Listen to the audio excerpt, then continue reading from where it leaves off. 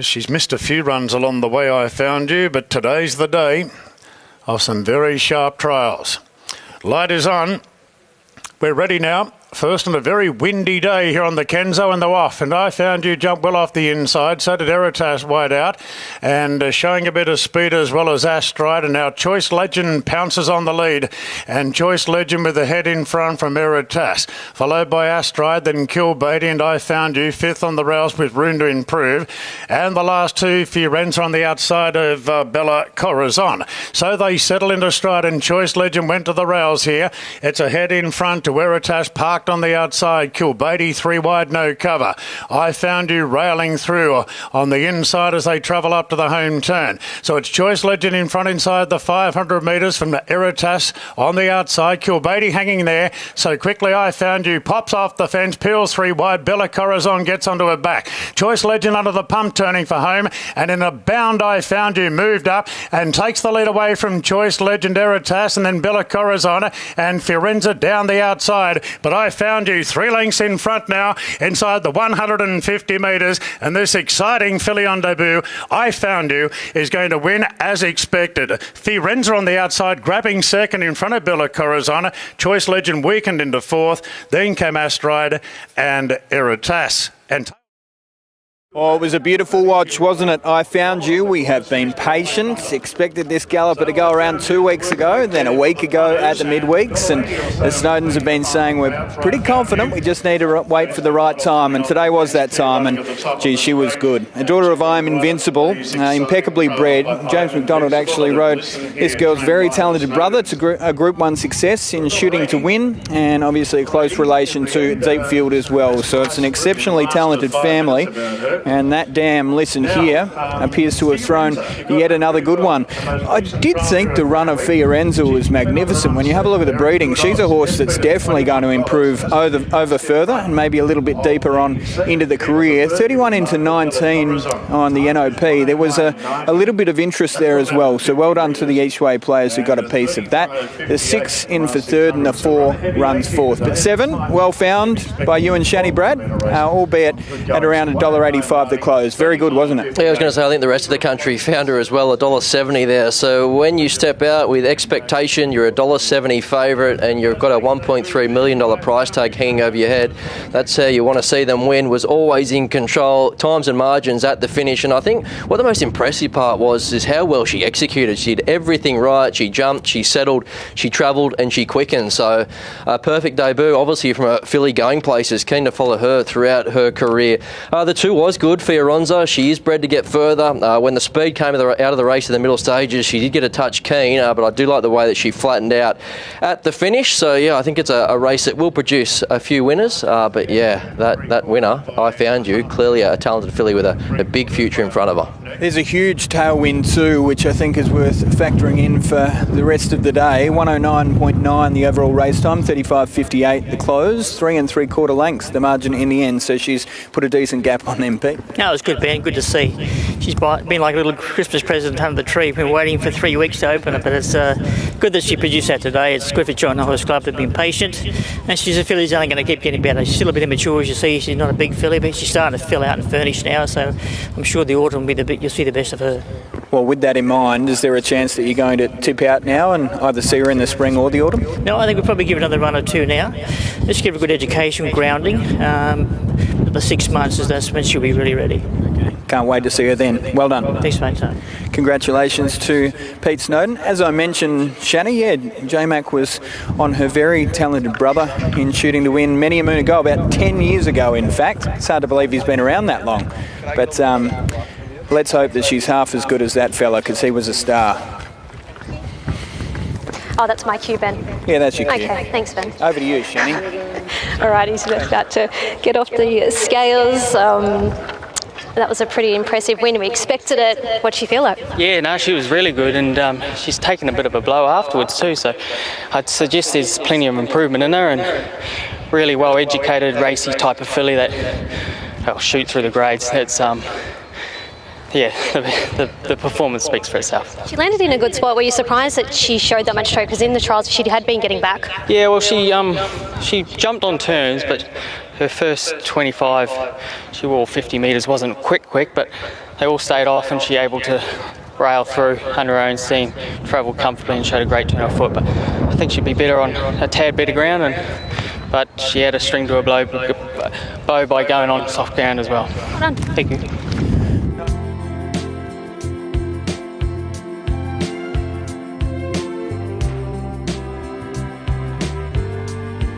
The light's on here. Mostro favourite. Interesting betting race this. Rebel Rhapsody backed at big odds. Fourth pick in the betting now. Set. And they're racing. Everybody rise, handle the start well together with Mostro pushing on with the job day Tondu. And very wide out Scorching Legend summing up the situation and goes forward Scorching Legend and is going to head them all off. Mostro sits behind with Day Tondu, then Rebel Rhapsody easing back. Braveheart improves on the inside of Everybody Rise is cluttered up in the middle of the pack now, followed by Twin Telepathy and Alter I Am's last of a bunch field. Scorching Legend crossed them there to lead, out narrowly from Day Tondu. Braveheart on the fence goes to third. Rebel Rhapsody without cover on the outside of the favourite Mostro. Then Twin Telepathy.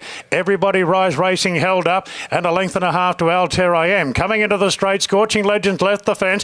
Braveheart's got an inside run now to join it. Day Tondu under the pump labouring. Further back Twin Telepathy and Everybody Rise. Four off them gets to the outside.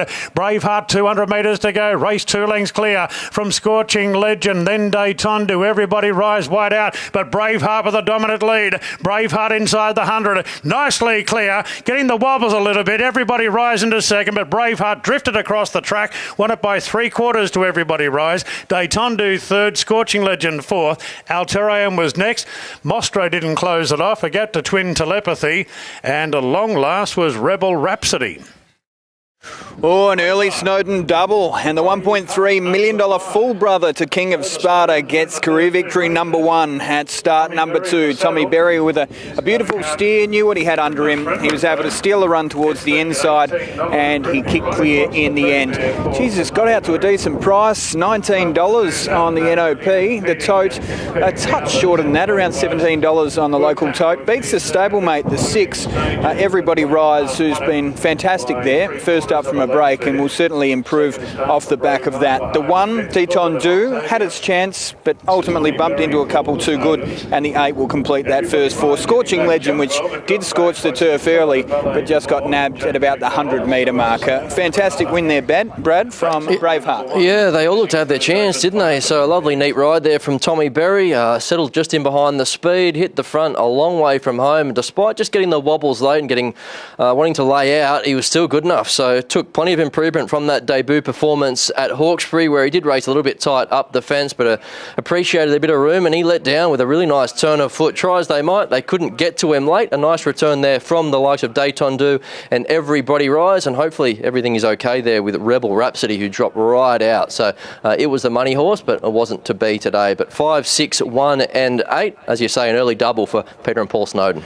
Yeah, I thought there was a little bit of merit too to the run of Alter I Am, which had to drop back to near last, in fact, to dead last at one point, and it's hit the line pretty well to finish midfield, so maybe one for down the track. That was the first start for the new stable there, Team Hawks. But this is certainly a family that's been good to the Snowdens.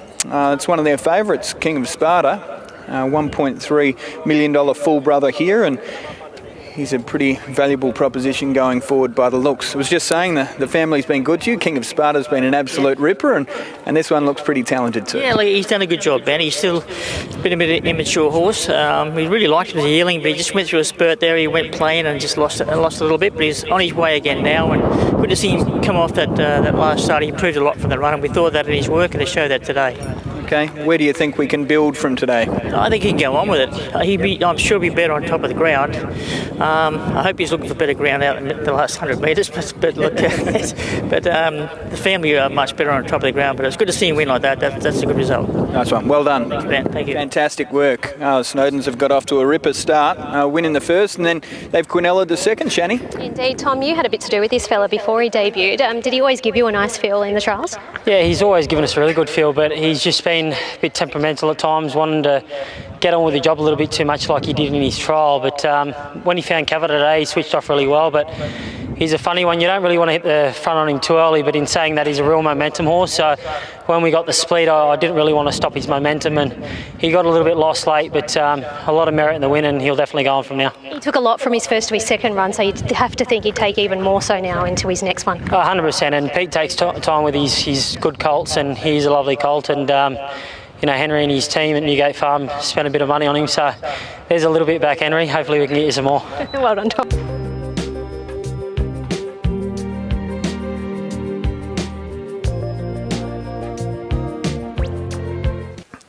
Previous winner here at the track, and they're locked and loaded, and we're ready to run. 1.5 miles ahead of them, with the strong winds here today coming from the southwest.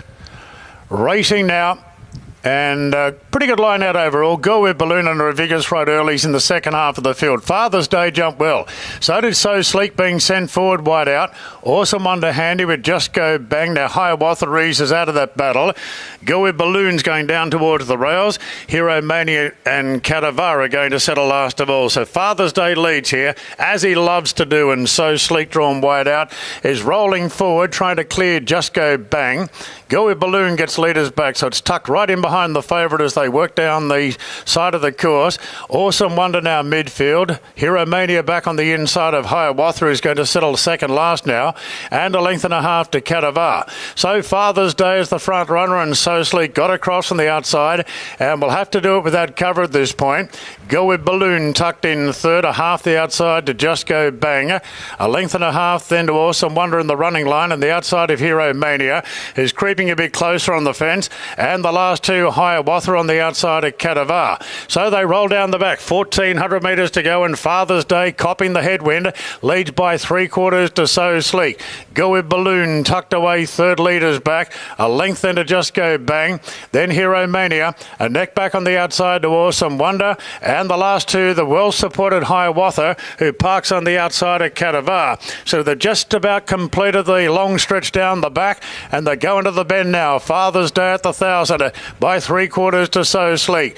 Then Go with Balloon from Just Go Bang. No change to the order. Hero Mania 5th on the inside of Awesome Wonder. 1.5 to Cadavar, and a head back the outside to Hiawatha. They start the run down the side. 800 metres to go, and Father's Day leads by 3/4. Now a length on So Sleek, has come well off the bridle.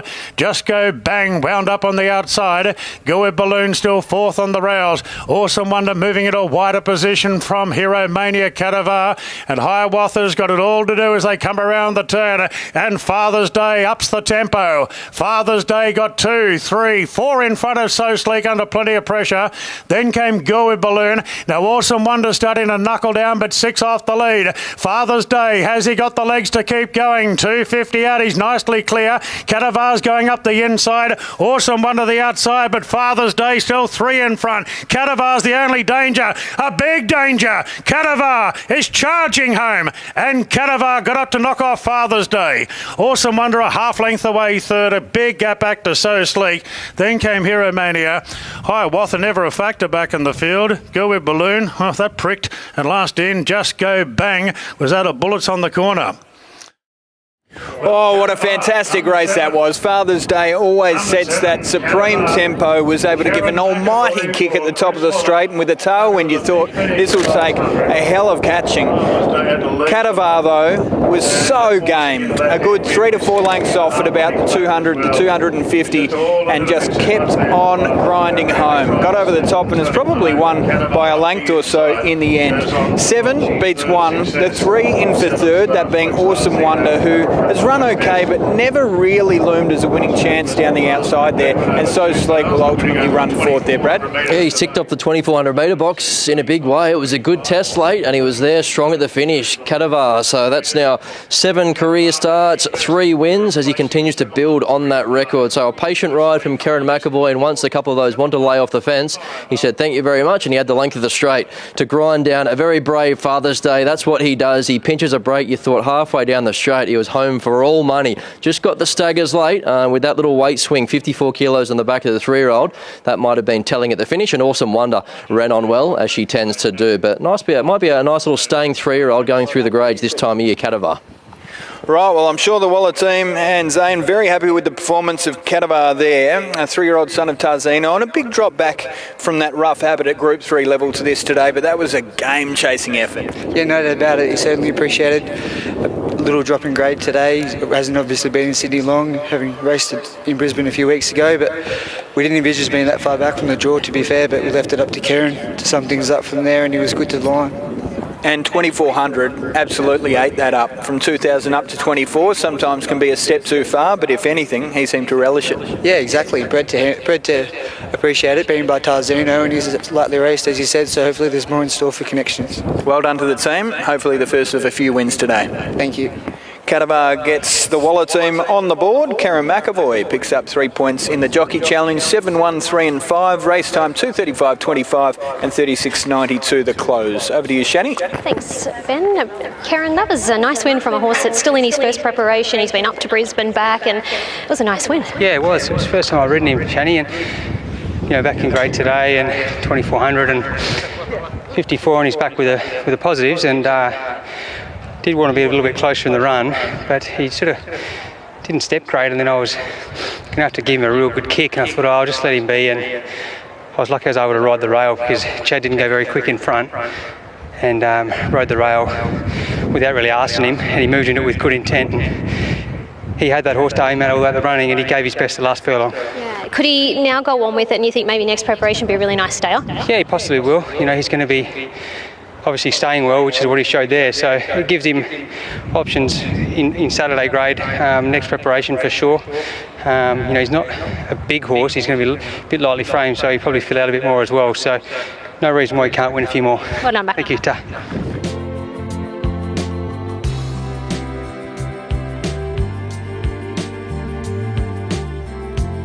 So Wild Flash now is the last to move in. The wind has been relentless here today, and the light is on. We're ready to run.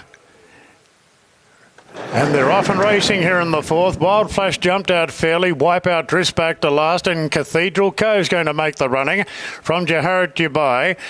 Handy is Charming Legend, and now Wild Flash rolls forward the outside. Alris Blues tucks away on the fence, and Wipeout's going to settle last of all. So the roughy Cathedral Cove leads here by a length, and Wild Flash, I think Hieronymus just trying to conserve a bit of energy going into the headwind, and slowly rolled to second, and the favourite pulling third on the inside, Jaharat Dubai.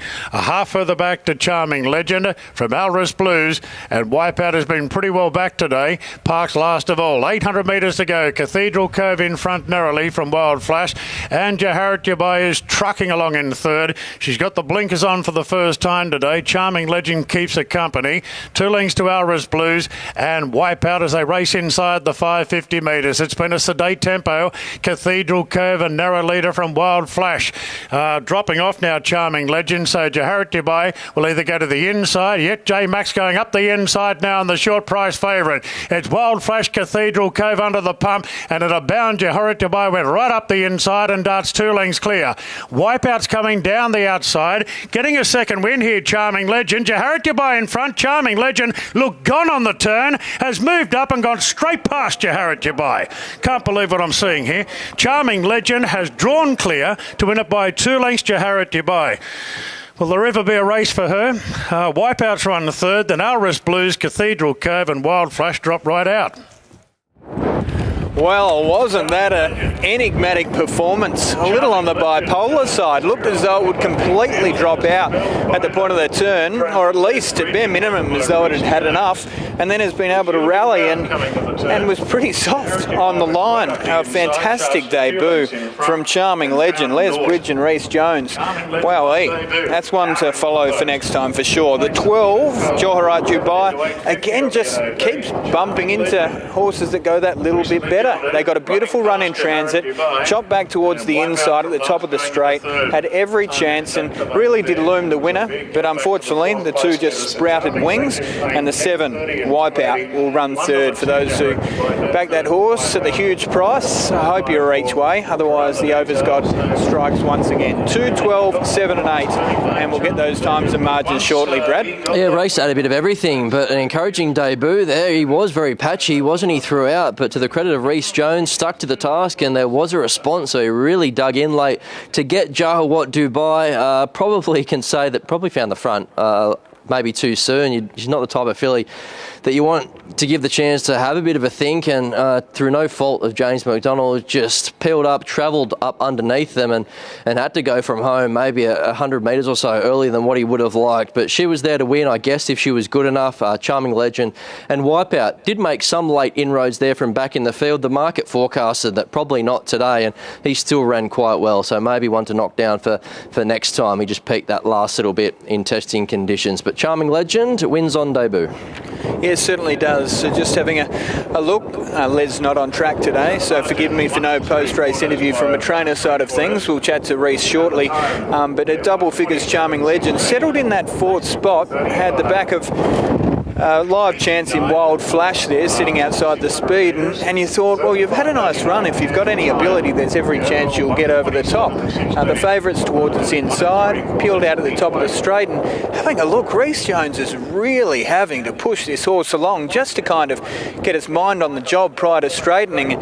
If you could have a bet, you would say it was more likely to run last than first, particularly Green, crossing the 400, head was kind of going all over the place, and I think it benefited from Wipeout looming up on its outside. The second Wipeout came on its outside, it realised, oh, okay, yep, that's what I'm meant to be doing, and I should do the same thing. And geez, it finished like a train over the top of them. Poor old Jahawat Dubai will have to settle for the bridesmaid tag yet again, but for Rhys Jones, a horse that I'm sure he'll be keen to stick with going forward, because that was promising. 127.16, the last 600 was 35.89, and the margin's 1 3/4 lengths, so it was soft, and the margins between second and third 1 3/4 lengths as well, so there's been gaps between them. Shani? Rhys, he just looks like the coolest horse, is he? Oh, he's the best. I love him. I've ridden him a lot of track work in his trials, and I've always wanted to stick with him.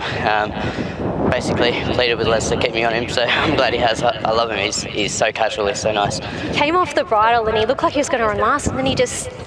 Was it just greenness, or what do you think? Probably a little bit of greenness. He's a big horse. I thought in his last trial he took a long time to wind it up.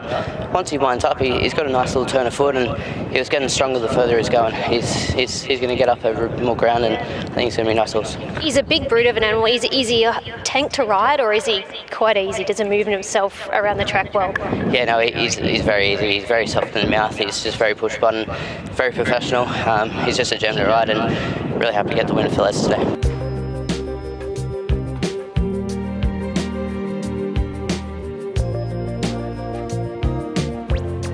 But the wind, it's been relentless all day, causing havoc everywhere, the wind. And Rebel Dean's the last to move in. Rebel Dean, the favourite from the wide draw, and the light is on. And we're set to go. Ready now. Racing, Rebel Dean jumped well. Drums of War bounded out of the gates in front. Now Rebel Dean's going back. Drums of War leads comfortably. Apic Run goes up on the inside, searching into second position in the early stages. Grand Larceny third, and fourth on the outside in the early part is Layin 4. Then came Morpheus Bragi 8 for Lon, and Rebel Dean's been taken back to last. 600 metres to run. Drums of War and Apic Runner, they go stride for stride. A length and a half to Grand Larceny. They're followed by Layin 4. Morpheus Bragi behind. Art Valon stays on the inside. Rebel Dean looking for room now as they straighten up. Over on the inside, Apic Run is really dug up here to go after Drums of War, stride for stride. Art Valon starting to run into it really well. Then came down the outside Morpheus Bragi, and Rebel Dean is scraping paint. Art Valon goes through the middle from Apic Run. Rebel Dean the inside. It's Art Valon and Rebel Dean fighting it out now. Art Valon just in front, and Art Valon got up to beat Rebel Dean.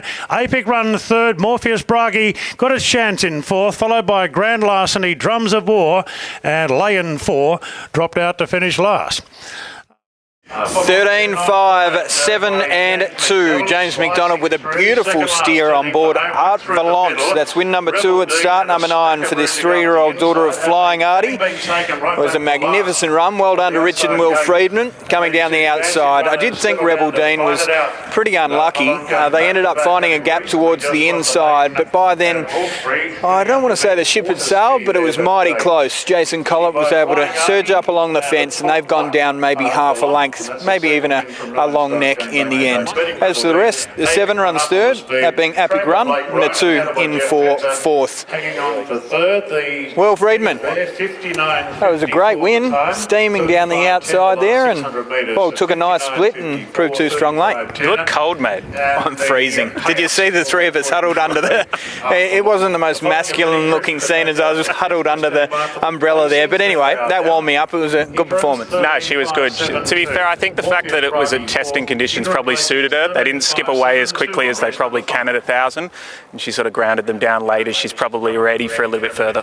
Do you feel as though something has kind of changed this preparation, or is it just a matter of finding the right race and right conditions? I think she was pretty close to winning last prep and didn't get a lot of luck, and now she's just in that purple patch of form that fillies and mares can go in, so hopefully she can continue on that. Nice, well done. Cheers. Congrats to Will, and of course Richard as well.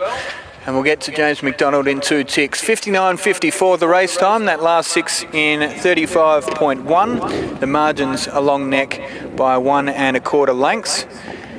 And the numbers 13, 5, 7 and 2.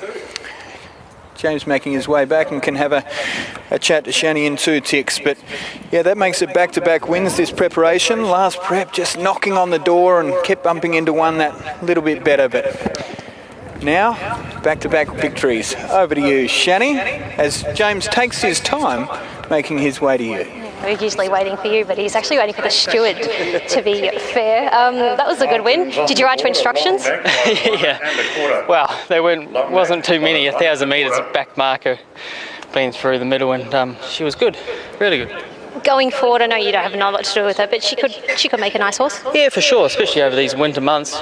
She handled the ground well, and she's in a purple patch of form, so I'm sure she'll be well placed and win again. Well done. Thank you.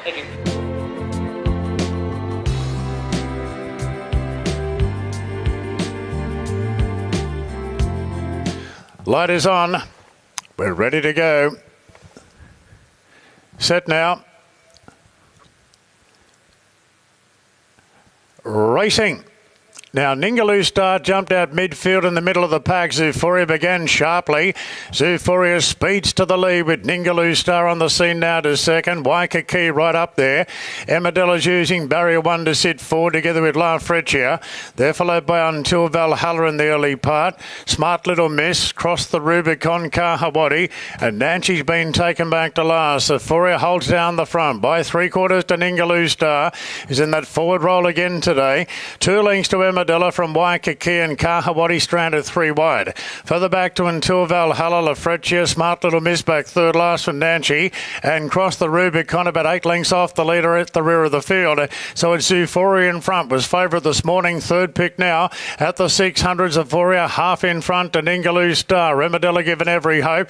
Then Waikiki, Kahawati, Until Valhalla, La Freccia. Nancy will ride for luck towards the inside. Smart Little Miss very wide. We cross the Rubicon as they straighten up, and Zoophoria swings in front of Ningaloo Star. The pair brushed. Emmerdela's coming off heels to launch its run, and Until Valhalla sweeping up the inside. 2 further back to Nancy running on. Until Valhalla went up the inside of Emmerdela. Clear from Nancy going to third, but Until Valhalla strong the last 100 metres, ripping right away. Until Valhalla, a big winner from Emmerdela. Nancy third, and a gap back to... Ningaloo Star maybe 4th, crossed the Rubicon, did lunge. A big gap to Zoophoria, so the market got that right. Then came La Freccia. Big gap back to Waikiki, Kahawati, and Smart Little Miss last. Oh, until Valhalla, that is one hell of a win. Congratulations to Kieran Maher and the team. Dylan Gibbons with a beautiful steer. He was able to save that ground along the inside and launch after them, and the race was shot to pieces nice and quickly. I did see there was a little bit of chat about riding this horse cold, and they felt as though there was an explosive turn of foot. We'd seen that at this distance range previously. There was chat that if we did that, we might see a finish of that nature, and it's exactly how it's played out. Well done to Dylan. We'll catch up with the Maher team very shortly. The 7, Amadella, in for second. The 10, ultimately running third, that being Nancy. And Nancy, if I was going to be following a horse out of the race, Chantel made the comment, as soon as they hit the line, that'd be the one. We heard pre-race from Darren Beedman that there'd be improvement there, and with that in mind, thought it was pretty nice. A pretty nice performance from Nancy. Let's catch up with Joe now. An impressive win, no doubt, from Until Valhalla. Nice ride as well, but put that race to bed very quickly. Horse has been going well. First lap run was good, and after that, just found 2 races not run to suit. And today we did find a right race. It was good speed. It was good. It was good for us to be able to just let her find her feet early, let her travel, and she was able to use a good turn of foot there. But yeah, the way the race was run definitely suited her. We've seen a few different race patterns from her. Is it circumstantial that there was a fair bit of speed in this race, or do you think her best race pattern is ridden cold? I think it is. Last start, Hawkesbury, there wasn't a great deal of speed on paper, and obviously she was on paper a very good chance, so we elected to go forward, and we did learn from that. She did work a bit to get there, but just took a finish out of her that day. So today we came out here, just wanted to make sure she's delivering right early and just try to save that good turn of foot that she has, and it's obviously suiting her very well. Well played. Thank you. Congratulations to Joe and the entire Kieran Maher team. They get a win with Until Valhalla, 4th up from a break, and that was explosive. At about the 200, they put that race to bed very quickly. Nice ride too from that man, Dylan Gibbons. Indeed, she's got a great record at this track and she races particularly well here, but that was a dominant win today. Yeah, it was. Can't believe I put her outside leader last start. Nah, she just had to use a little bit too much early the other day, and we were convinced she was going well, but that wasn't her at her best. And obviously it's a master stroke by the team to ride a bit quieter today, and when I was able to find the back of Chad and they all opened up on the inside, you know, she sprinted quick and probably got there too soon, but she's got a lot of natural raw ability. She's never been tested on a track in a heavy range, but she seemed to relish it. Yeah, she's only a little compact filly, so I find they always skip through her well, and she's another one who does that too, so she relished it today. Well done.